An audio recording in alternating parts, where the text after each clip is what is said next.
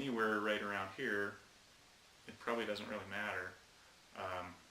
And if it lands far away, then, well, we'll get to see it, you know. So we had our young adult in our 20s foolish decision to make, and I don't regret it, actually. That was probably the right thing to do at the time. So yeah, huge mixture of emotions, and that's very intense but quick mixture of emotions. So that's, you know, just one of many that all of us get a chance to experience in life. How long was it before they gave the all clear or said it's all right, we can all get out of the bunker? You know, I don't remember. I don't think it was that long. I mean, it was on the order of, it was longer than a few minutes, but it wasn't longer than half an hour to an hour at the most. I mean, I think I asked this guy if he wanted to stand on top of the ditch with me, because I think I was getting bored. You know, at least that's probably what I told him. Yeah, it's an interesting mixture, you know, terror and boredom all at the same time. It's kind of hard to do, huh? How was the show? Good, actually, yeah. And we weren't really able to identify which things were which. Some people speculated that a couple of the streaks coming from a different direction must have been Patriot missiles, and that was really exciting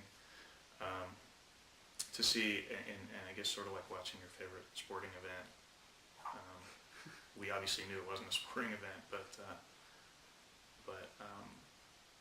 it was illuminating, to be a little punny about it, I guess. And it was at night. If I didn't mention it, it was at night. So.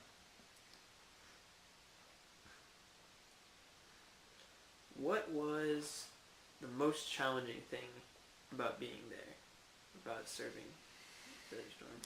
In regards to this conflict, to Desert Storm, that'd be a good way to put a boundary around it. Well, The most challenging thing, by far, to me, was being so far from home for so long,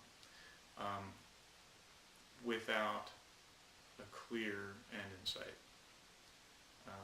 And I say that because it really wasn't that long, especially looking at how long men and women serve in current conflicts in the armed forces. I mean, they serve for a year or more away from home, a lot of them. Back then, to be gone from your base, your home, your family, if you had grown with a family by then, to be gone more than 3 weeks at a time was unheard of.